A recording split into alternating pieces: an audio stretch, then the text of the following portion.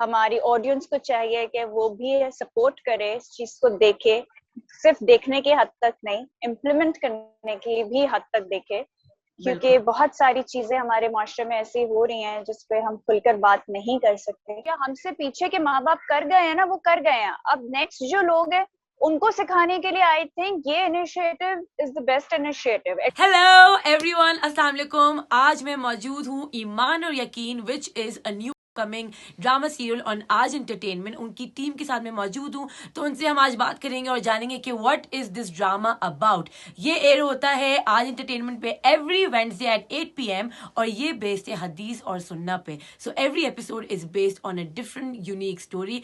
तो आए चलते हैं और जानते हैं इस ड्रामा के बारे में और बहुत कुछ। Hello everyone, Assalamu alaikum. Thank you so much on behalf of Aaj Entertainment कि आप सबने मुझे इस सेशन में ज्वाइन किया है, and for all the viewers जो ये देख रहे हैं, I have the cast, the director and the original soundtrack composer and singer of Iman and Yaqeen with us today, जिनसे हम आज थोड़ी सी चिट चैट करेंगे और थोड़ा सा पूछेंगे कि ये शो जो है ये किस चीज पे बेस किया गया है, इसके पीछे पूरा कॉन्सेप्ट क्या था, आइडिया क्या था और इसकी क्या क्या डिफरेंट कहानियां हैं। और ये जो एक्चुअली ऑन एयर भी जा चुका है ये ड्रामा, इसके 2 एपिसोड्स हैं वो लाइव हो चुके हैं। एवरी वेडनेसडे 9 PM आप इसको देख सकते हैं और अभी तक इसका बहुत अच्छा फीडबैक आ रहा है ऑडियंस से। तो आज हम इसके बारे में थोड़ी सी बातचीत करते हैं। तो सबसे पहले तो आई थिंक हम व्यूअर्स को हमारा ईमान और यकीन का साउंड ट्रैक दिखाते हैं और सुनाते हैं, because I think it's very beautiful, very well written, the lyrics, the composition, the music, everything is amazing. तो आई थिंक ये हम व्यूअर्स को सबसे पहले ये दिखाते हैं।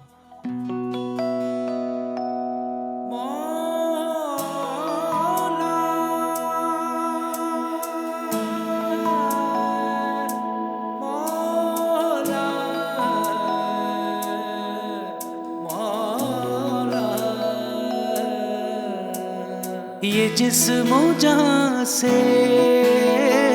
अजीज रिश्ते, इन्हें हमेशा बना के रखना, करीब हो या के दूर हो ये, नजर में इनको सजा के रखना। मौला तेरा करम, मौला मौला रखना भरम, मौला मौला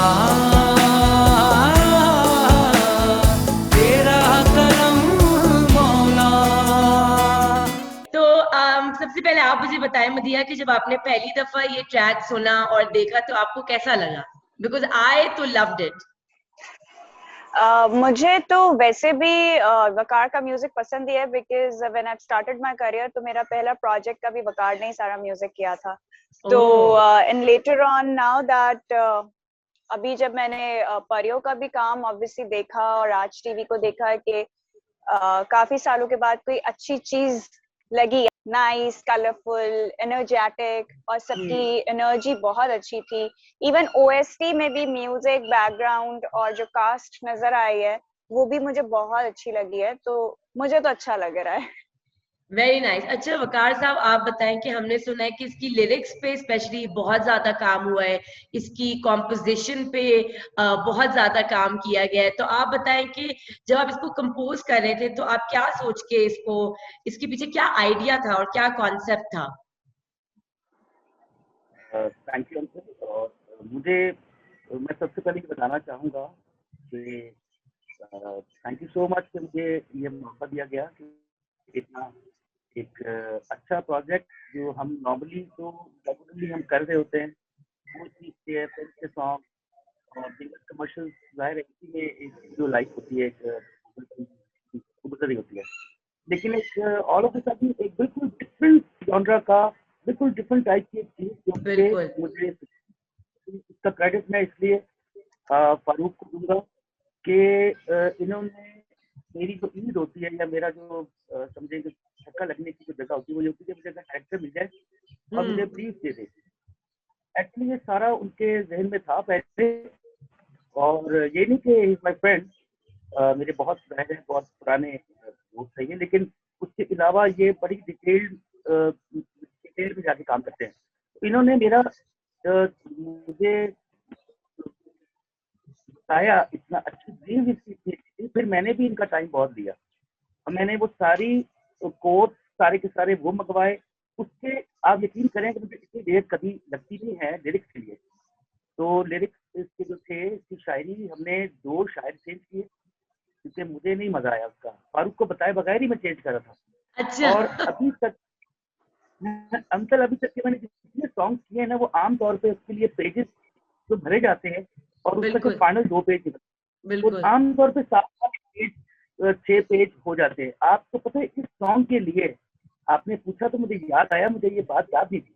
अच्छा। इस सॉन्ग के लिए 250 से 300 पेजेस मिनिमम खर्च नहीं सीरियसली हुए हैं। और वाह, उसके बाद 250-300 फाइनल लिखवाया, तकरीबन 100 से 150 पेजेस उसने भी लिखे। उसके बाद ये पोएट्री निकाल के, तो वो ये बड़ा काम था। तो आज टीवी को मैं बहुत क्रेडिट दूंगा, फारूक प्रियो को बहुत दूंगा, आप लोग की टीम बहुत अच्छी है। नहीं एक्चुअली आप बिल्कुल गाना देखकर सुनकर महसूस होता है कि इस पे बहुत ज्यादा काम किया गया है, यू नो कि डेप्थ इसमें जितनी है वर्ड्स में, लिरिक्स में, यू कैन टेल कि ये कोई मतलब आम आदमी का काम नहीं, इसमें बहुत ज्यादा सोच गई है। So it's very deep, so I really really like that. अच्छा मदिया आप बताएं कि हमने अभी तक आपका तो आई थिंक एपिसोड अभी रिलीज नहीं हुआ है, तो थोड़ा बिल्कुल। बहुत आप बताना चाहेंगे अपने कैरेक्टर के बारे में कि क्या स्टोरी है, कुछ अगर हम थोड़ा सा जान सकें। बेसिकली कॉन्सेप्ट तो आप लोगों को पता है कि अहदीस के ऊपर ये बनाया जा रहा है। तो कॉन्सेप्ट मुझे बहुत अच्छा लगा क्योंकि हम लोग जो आजकल ड्रामास देख रहे हैं या बन रहे हैं, ये तब भी बन रहे थे जब मैं थी इंडस्ट्री में, और जब मेरा अभी कम बैक हुआ है तो वो ही सेम स्टोरीज अभी भी बन रही है। और आई थिंक मुझसे पहले भी वो स्टोरीज बन ही रही थी, तो कोई चेंज नजर नहीं आया मुझे। मुझे ये था शायद 5-6 साल बाद पाकिस्तान में, क्योंकि बहुत अच्छे राइटर्स हैं हमारे पास, बहुत अच्छे डायरेक्टर्स हैं हमारे पास बहुत टैलेंट है, मगर हमारे टैलेंट को कभी सामने उस तरह लाया नहीं गया। और उस तरह की या तो कोई खौफ या कोई डर या कोई बैकग्राउंड इश्यूज या सिचुएशंस ऐसी हैं कि हम कुछ सब्जेक्ट्स पे काम नहीं कर पाते, और हम अभी तक extra marital affairs, love triangles और मजलूम औरत और उस चीज से नहीं निकल पाए। तो फारूक परियो जो अभी कॉन्सेप्ट लेकर आए हैं, इट इज वेरी डिफरेंट, क्योंकि एक तो बिल्कुल एग्जैक्टली एक तो ये कि ये आपकी जो अवाम है उनको ऐसी चीजें समझने की जरूरत है। और अब क्योंकि ऑलरेडी सोशल मीडिया का जमाना आ गया है, लोग गूगल पे सर्च कर लेते हैं, but still there are many places जहाँ पे अभी तक इंटरनेट एक्सेस या केबल या ये चीजें अगर हैं भी, उनको वो चीज एज सच बताई नहीं जा रही है जो हम इस प्रोजेक्ट के थ्रू, इस सीरीज के थ्रू समझाएंगे। मतलब what I found very interesting was कि ठीक है आप पढ़ लेते हैं इस चीजों के बारे में, लोगों से सुन लेते हैं, बट इसको एज अ स्टोरी फॉर्मेट, एक नैरेटिव फॉर्मेट में देखना विजुअली, उसकी बिल्कुल ही अलग इफेक्ट होता है, अलग ही इम्पैक्ट होता है। फारूक साहब आप बताएं कि मुझे ये जो कॉन्सेप्ट है बहुत ही इंटरेस्टिंग और डिफरेंट लगा कि हदीस के ऊपर आप जो है स्टोरीज बेस करके उनको विजुअली डिपिक्ट कर रहे हैं थ्रू डिफरेंट कैरेक्टर्स। तो आप बताएं कि इसके पीछे ये आइडिया आपको कैसे आया, ये पूरा कॉन्सेप्ट कैसे कंसीव किया इसको? अच्छा, मैं जिस तरह की गुफ्तगू करूंगा लोग शायद समझेंगे कि इस तरह की कोई बात है। एक्चुअली क्या है कि एक दिन जुम्मे वाले दिन मैं अल्हम्दुलिल्लाह मैं नमाज भी पढ़ता हूँ, जुम्मे वाले दिन मस्जिद में गया नमाज पढ़ने, जुम्मे की नमाज की और फराइज वगैरह पढ़ने के बाद सुन्नतें पढ़ी, सुन्नतें पढ़ रहा था, दुआ करने के बाद एक जुमला, एक हदीस जहन में आई, वो है ए इब्ने आदम एक तेरी चाहत है, एक मेरी चाहत, मेरी चाहत, वही जो मेरी चाहत। कर दे खुद को सुपर्द उसमें कि मेरी चाहत है, तो फिर मैं तुझे वो भी दे दूंगा जो जो तेरी तेरी चाहत चाहत है। बिल्कुल, माशाल्लाह। मगर फिर होगा तो वही जो अल्लाह की चाहत है। हाँ, ठीक है। ये मेरा जहन में आया, मैं रोता रहा, ऑनेस्टली स्पीकिंग काफी देर तक मैं रोता रहा। फिर आया हूँ ऑफिस, यहाँ से ऑडियो स्टूडियो गया, वहाँ पे एक वॉइस ओवर रिकॉर्ड की है, यही हदीस से खुद की। रिकॉर्ड करने के बाद उस पर टेक्स्ट वगैरह डाला और ट्रांसमिशन में भेजी। मैंने कहा इसको किसी भी तरह फजर में जो है इसको ऑन कर दो, फजर के टाइम ऑन है। उसके बाद सुना है मैंने, तो सडनली ख्याल आया यार हम क्यों ना इनके ऊपर काम करें, वेरी ये गुड। हमारी जिंदगी बदल सकता है। और ये जो बातें हैं जो हुजूर सल्लल्लाहु अलैहि वसल्लम ने फरमाई हैं, वो हमारी लाइफ से रिलेट करती हैं, रोजमर्रा की जिंदगी से होती हैं। जैसे तोहमत और गीबत है, ठीक है, हुकूक है, ये सारी चीजें हमारे इस्लाम में है, हमारे दीन में है, मगर हम बिल्कुल। उनको इग्नोर करते हैं। थ्रू हदीस फॉर दिस ड्रामा हम लोगों को एक स्ट्रॉन्ग मैसेज दे रहे हैं कि यार आप प्लीज अपने दीन को मत भूलो, दीन में ये सारी चीजें, दीन में सब कुछ फराइज हकूक सब कुछ है, ये है। इनफैक्ट जब हम इसका ओएसटी बना रहे थे, तो वकार अली भाई जो है हमारे विक्की भाई,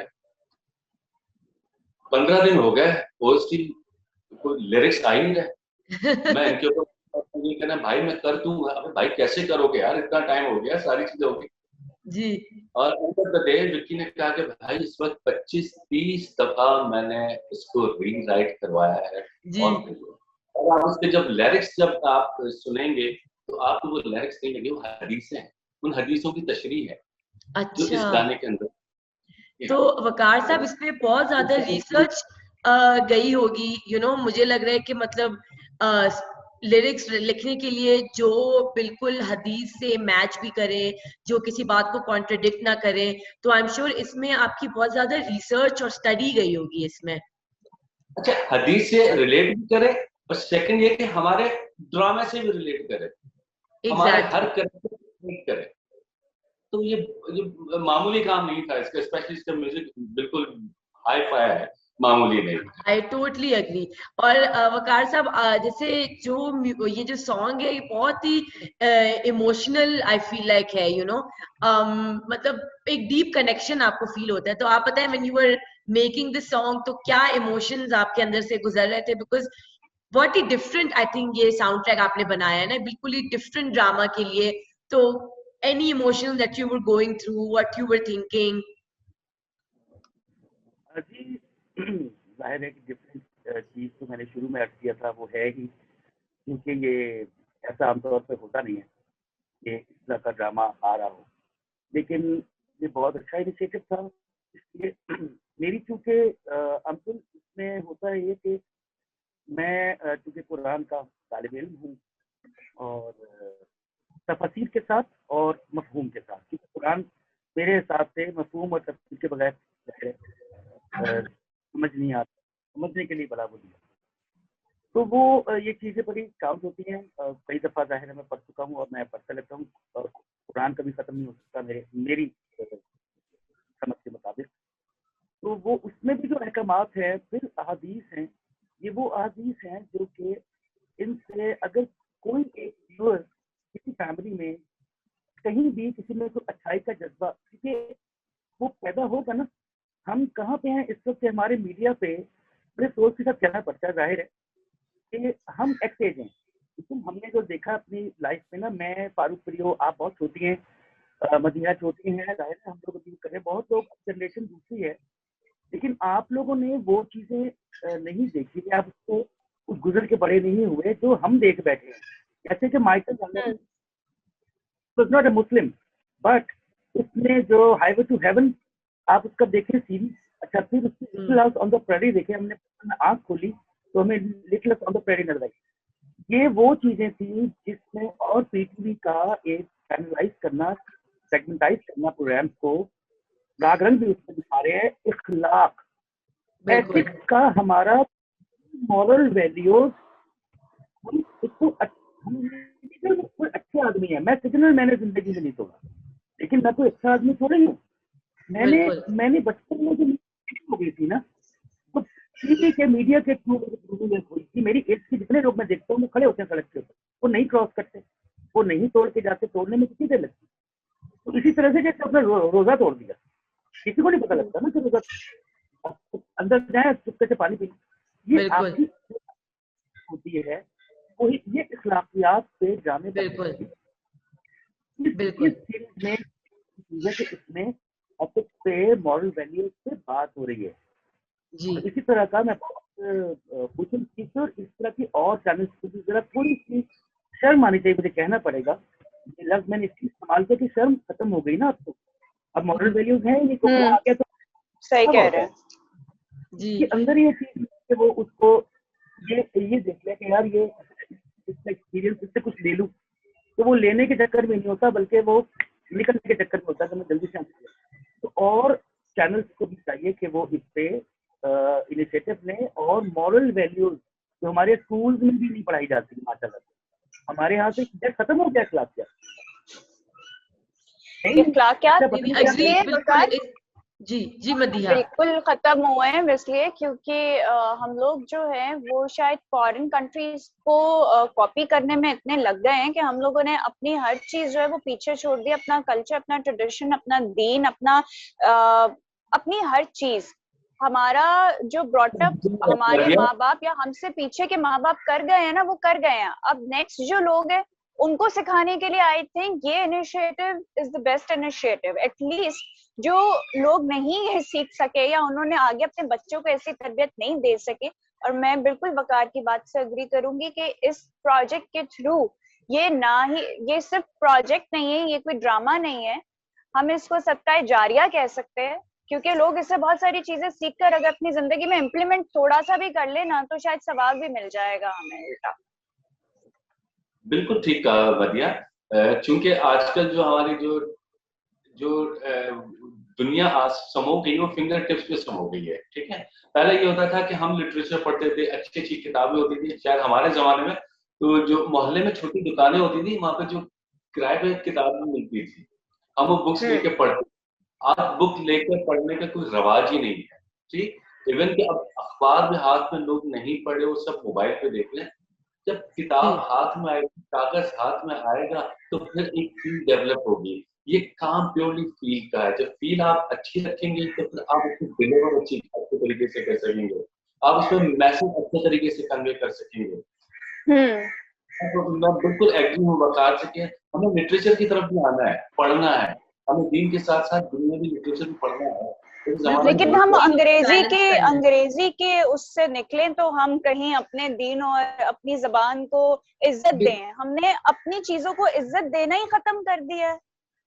बिल्कुल। क्योंकि आप हदीस को एज हिस्ट्री भी ट्रीट कर सकते हैं, राइट। लाइक हमारे लिए तो वो हमारे रिलीजन की हिस्ट्री है, लिटरेचर है, हिस्ट्री है, तो उसको हमने आगे बढ़ाना है और लोगों तक पहुंचाना है। अच्छा, मुझे और बताइए। वो इशू ये है कि हमारे पास मुख्तलिफ मकतबा फिक्र है, हमारे पास बहुत ज्यादा फिक्र है, ठीक है।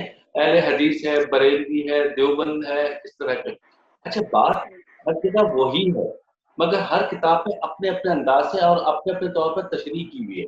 अब यहाँ भी फंस जाते हैं हम। फिक्र जाफरी वाली बात जो है वो क्या कहते हैं, बरेलवी नहीं मान रहा, बरेलवी जो है ना देवबंद की बात नहीं मान रहा, देवबंद अहले हदीस की बात नहीं मान रहा, हम इसमें भी उलझे हुए हैं। तो इसलिए हम पहले मुसलमान तो बन जाएं। ये हदीस में अगर बोलता हूँ या पढ़ते हैं तो हम डायरेक्टली कहते हैं इस हदीस का मफहूम ये है, ताकि मैं उन चक्रों में ना पढ़ सके। डायरेक्टली एक जो बात है जो इजीली कन्वे हो सके, इजीली समझ में आ सके, इस तरह के तरीके से हमने पेश किया। अच्छा जी, तो ये तो बहुत अच्छी इखलाक की काफी अच्छी बातें हो गई। अब थोड़ा सा हम शूट की तरफ चलते हैं। ये बताएं कि हमने सुना है कि अनुशी अब्बासी को दुल्हन बनना था और वो 10 मिनट में दुल्हन का उनका मेकओवर हुआ, तो इसकी क्या कहानी है? ये इतनी जल्दी जल्दी फटाफट क्या हुआ फारूक साहब सेट पे? ये एक्चुअली क्या है कि तकरीबन शाम रात के 9:30 पौने 10 बजे तो लोकेशन वाले पीछे पड़े, भाई मैं लोकेशन खाली करके थे, आपसे 10 बजे की कमिटमेंट है। अच्छा। अब वो सीन है मेरा स्टार्टिंग का सीन है। मैंने कहा अनुष्का, अब हमारे पास 15 से 20 मिनट है, 15-20 मिनट के अंदर हमें मेकअप भी करना है, कॉस्ट्यूम भी चेंज करना है, लाइटिंग भी होनी है और सीन रिकॉर्ड भी करना है, और ये ओपनिंग सीन है। कहती है फारूक साहब gave me only 10 minutes. Wow, और उसको 10 मिनट किए हैं और 10 मिनट के अंदर वो दुल्हन बनी हुई है। that's Literally, amazing. because आप उससे पहले रोने वाले सीन कर रहे हैं। मेकअप इंटायरली चेंज है, टोटल मेकअप जो है वो चेंज है, फिर और ने कॉस्ट्यूम वो है। सब कुछ खुद अकेले किया, अपना मेकअप, ज्वेलरी, कपड़े, एवरीथिंग। जी वो अकेली, हम सब दूसरा सीन कर रहे थे, अपना टाइम सेव करने के लिए अकेला शो कर रहे। मध्या भी इस तरह है, मध्या के ऊपर कोई बर्डन आ जाता है ना, मध्या भी विदिन अ मिनट जो है वो प्रॉब्लम सॉल्वर है ना ये बिल्कुल प्रॉब्लम सॉल्विंग स्किल्स है इनके अंदर के, कुछ भी स्पॉन्टेनियस होना हो, कुछ भी उसी वक्त सोचना हो, ऑन योर टोज, तो वो कर सकते हैं। तो ये सब कुछ उस वक्त होता है जब हम एक टीम हो, जैल हो, बिल्कुल सारी चीजें मुमकिनात में से हैं। अगर उसमें कोई प्रॉब्लम, कोई एक भी कोई प्रॉब्लम में होगा तो इन सारी चीजें नहीं हो सकती। अब बिल्कुल। मदिया आप और आई थिंक जब आप जी टीम वर्क कर रहे होते, हाँ जी जी पूछे जी अंकल। मैं पूछना चाह रही थी कि सेट पे और कुछ, जब आप अपना शूट कर रही थी, कुछ मजे का कुछ वाकया हुआ हो, कुछ भी हुआ जो आप शेयर करना चाहें? फारूक के साथ वैसे सेट पे हमें इतना मजा आता है क्योंकि एक फैमिली जैसा माहौल होता है। और जब आपके डायरेक्टर, क्योंकि कैप्टन ऑफ द शिप है, और जब वो आपको इतने प्यार से लेके चल रहे होते हैं, तो फिर अगर कोई छोटी मोटी ऐसी चीजें आ भी जाए ना, तो फिर हम लोग कहते हैं नहीं, हम मिलके इसको कर लेंगे। ऑन दी अदर हैंड मैंने देखा है सेट्स पे कि ऐसा बहुत कम होता है आजकल के टाइम पे। और मुझे लगता है कि हम एक्टर्स को एक दूसरे को, डायरेक्टर्स के साथ, टीम के साथ एक दूसरे को सपोर्ट करना चाहिए, क्योंकि वो हमारे लिए भी फायदेमंद होता है और बिल्कुल हमारी टीम के लिए भी होता है। कि बजाय इसके कि अब हम इस चीज को खींच के बैठ जाए, नहीं भाई हमें तो खूबसूरत अगर आप हैं तो आप लगेंगे। तो वो मेकअप और 10 घंटे का मेकअप या 6 घंटे शीशे के आगे गुजारने से कोई फर्क नहीं पड़ेगा। तो पॉइंट ये है कि हाँ, आप प्रेजेंटेबल नजर आए, अपने कैरेक्टर में नजर आए और अच्छे नजर आए। बाकी काम डायरेक्टर का है, कैमरामैन का है कि वो उसको किस तरह उन्होंने कंसीव बिल्कुल। किया अगर है हर उस कोई कैरेक्टर अपना अपना जॉब करे। बिल्कुल पूरे प्रोफेशनल तरीके से, दिल से, पैशन से करे, तो बाकी लोग का भी काम आसान हो जाता है। एक बात मैं बताना चाहता हूँ, शायद लोगों को नहीं पता, मैं और विक्की जो है, हम दोनों जो है बचपन के दोस्त हैं। जी ठीक है, चलिए, बचपन के दोस्त हैं। अच्छा, वाह। हमने इकट्ठे काम बहुत कम किया। ठीक, फारूक साहब, फर्स्ट टाइम हमारी पहली मुलाकात जो हुई थी, इसके बारे में बताता चलूं। हमारी पहली मुलाकात हुई थी लियाकत अली खान साहब के जलसे में। तो वहां पे भगत बज गई थी और हम 1953 में। ओह माय गॉड, वाह, उससे पहले ओह माय गॉड। अच्छा, जब ये ओएसटी में सुनने गया विक्की के पास, विक्की ने सारी चीजें रेडी कर ली। उसके बाद मुझे कॉल किया कि आ जाए बॉस, आके ये सुनो। मैं गया और जाके स्टूडियो वगैरह खोला किया, और जिस चेयर पे विक्की बैठा हुआ है, ये चेयर कभी उन्होंने किसी को मॉनिटरिंग के लिए बिठा के कोई कुछ नहीं किया। I think I am the only person कि जिस चेयर पे विक्की बैठा हुआ है, यहाँ पे बिठाई, कहा कि नहीं आप यहाँ पे बैठ के सुने। उस वक्त मुझे एक इमोशनल फील आया और लग। वाह। अच्छा, ये होती तो है ना पुराने एंड में, दोस्तों की मोहब्बत। बिल्कुल बिल्कुल सही कहा, ये होती है असल दोस्ती की मोहब्बत। अच्छा, आप लोग बताएं बस एंड में आप असल लोग दोस्ती। क्या कहना चाहेंगे ऑडियंस के लिए इस ड्रामे के हवाले से? अगर आप लोग वन बाय वन एक एक लाइन बोल दें, तो फारूक साहब आपसे शुरू करते हैं। हमारा अल्लाह पे ईमान है और यकीन भी उसी पर है। जब ईमान और यकीन को देखेंगे तो उस यकीन और उस पुख्तगी के साथ हर बुध की रात 8 बजे सिर्फ आज एंटरटेनमेंट पर सब बन हैं आज। Thank you so much. Waqar साहब, आप कुछ बोलना चाहेंगे? बस एक आध लाइन। जरूर, एक आध लाइन है, थोड़ी सी लंबी होगी। मैं ये कहना चाहूँगा अंकुल के इस प्रोग्राम के जरिए हमें कुछ सोचने का मौका मिलेगा। तो व्यूअर्स जो देखें, वो काश ऐसा हो कि वो कुरान को पढ़ें। हमारी जो किताब है, जो आमतौर पे हम बेटी की शादी के वक्त सर पे रख के जा रहे होते हैं, रमजान में मिट्टी झाड़ के उसका खिलाफ उतारते हैं, उसको पढ़ें और समझें। ये प्रोग्राम आपको कुछ चीजें बताएगा कि माँ बाप के साथ बिल्कुल। कैसे रहना है, आपको कैसे रहना है माशरे में, सारा किताब में बताया हुआ है। और बदला और ये सारी चीजें, ये जंग सब बताई हुई है, आप किताब की समझे। चाहे उसके साथ आप कैरन आर्मस्ट्रांग भी पढ़ें, नॉम चॉम्स्की पढ़ें, न्यू वर्ल्ड ऑर्डर पढ़ें, बैटल्स ऑफ गॉड पढ़ें, क्लैश ऑफ सिविलाइजेशन पढ़ें, सब पढ़ें, वो भी पढ़ें, लेकिन कुरान पहले जरूर और समझें। अच्छा, एक दो लाइनें अगर आप अपने इस साउंड ट्रैक की सुना दे तो बहुत मजा आ जाएगा। अच्छा जी। ये जिस्मों जहां से अजीज रिश्ते, इन्हें हमेशा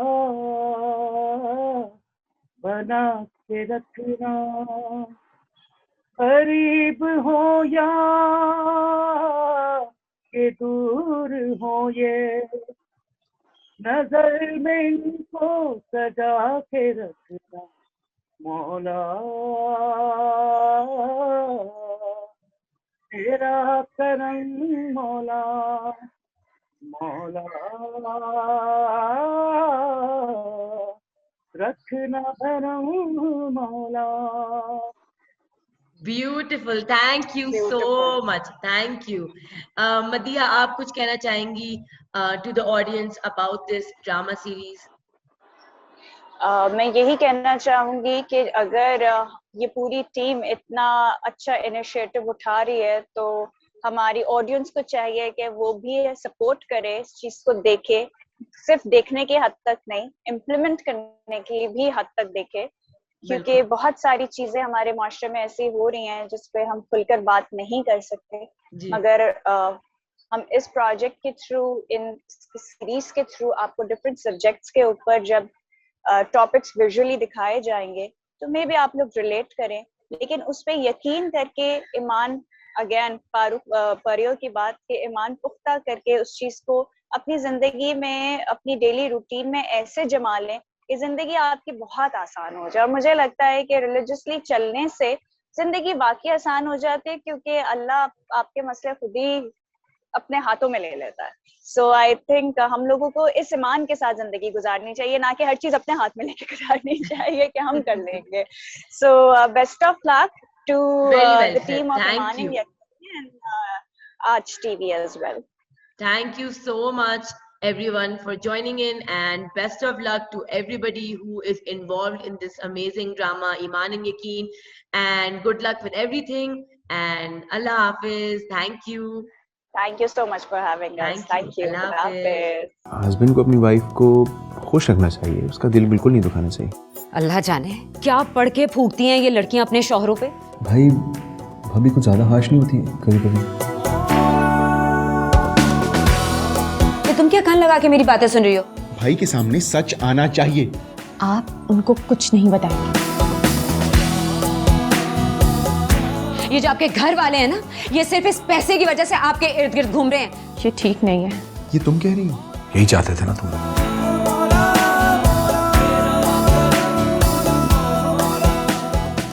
तो ये थी ईमान और यकीन की टीम, एंड आई होप कि आपको आज के सेशन में मजा आया होगा।